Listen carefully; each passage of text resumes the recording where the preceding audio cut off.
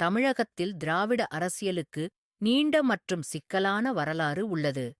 ஆனால் அதன் வேறுபாடான வேர்கள் ஐரோப்பிய மிஷனரிகள் சில நூற்றாண்டுகளுக்கு முன்பு உருவாக்கிய ஒரு சித்தாந்தத்தின் வேர்களில் இருக்கின்றன என்பது உங்களுக்குத் தெரிந்ததா?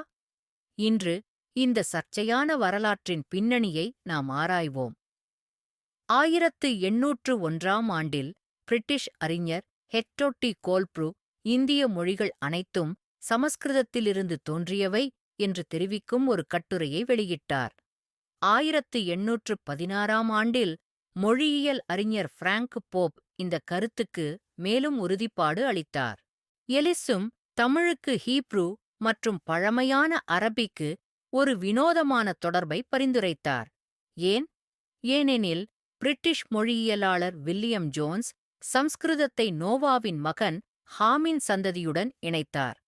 மற்ற அறிஞர்கள் சம்ஸ்கிருதத்தை யாபேத்துடன் இணைத்தனர்.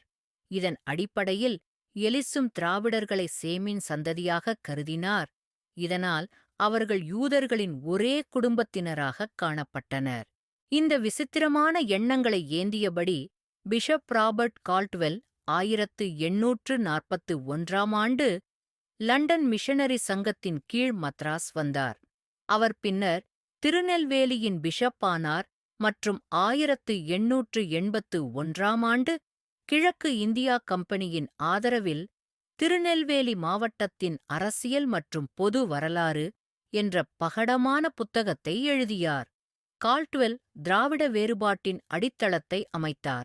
தமிழ் கலாச்சாரம் இந்தியாவின் மீதம் முழுமையாக மாறுபட்டது எனக் கூறி அவர் திராவிடர்களை இந்துத்துவத்திலிருந்து தனியாகப் பிரித்தார். மிஷனரி இலக்குகளுக்கு ஏற்ற ஒரு ஆன்மீக பிளவை உருவாக்கினார். அவர் தமிழ் இலக்கியத்தைப் புகழ்ந்தார், ஆனால் அதற்கு பின்னால் ஒரு நோக்கம் இருந்தது. கால்ட்வெல் திருக்குறள் மற்றும் சைவ சித்தாந்தம் போன்ற பாரம்பரிய இந்து தத்துவங்களை மோசமானவையாக சித்தரித்தார். அவர் பிராமணர்களை ஒரு அடக்கி என்று காட்டி திராவிட அடையாளத்தை மையமாக்கினார் மற்றும் அவர்களை காலனியாதிக்கர் என சித்தரித்தார். கால்ட்வெல் போன்ற உண்மையான காலனியாதிக்கர்கள் தமிழ் கலாச்சாரத்தின் காப்பாளர்களாக சித்தரிக்கப்பட்டனர்.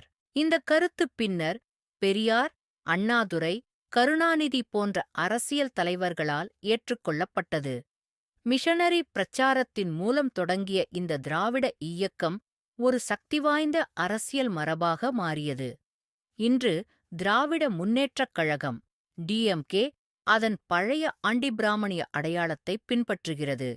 தமிழர் அடையாளத்தை இந்து மதத்திலிருந்து பிரித்து கிறிஸ்தவ சிந்தனைகளுடன் இணைக்கும் முயற்சி இன்னும் தொடர்கிறது. தமிழ் மதம் என்ற புதிய கருத்து அதன் பரந்த கலாச்சார மூலங்களிலிருந்து பிரிக்கப்பட்ட ஒரு பிரிவுபடுத்தும் சக்தியாக தமிழ் அரசியலில் இருந்து வருகிறது. ஆனால் இந்த பிரிவினால் யாருக்கு பயன்? பல நூற்றாண்டுகளுக்குப் பிறகும் இந்த கருத்து ஏன் இன்னும் செல்வாக்குடன் இருக்கிறது? வரலாறு என்பது வெறும் கடந்த காலமல்ல, இது அடையாளங்களையும் சிந்தனைகளையும் வடிவமைக்கும் ஒரு கருவியாகும். வரலாற்றின் மறைக்கப்பட்ட கதைகள் மற்றும் கலாச்சாரத்தின் அபூர்வமான நிகழ்வுகளை அறிய சப்ஸ்கிரைப் செய்யுங்கள்.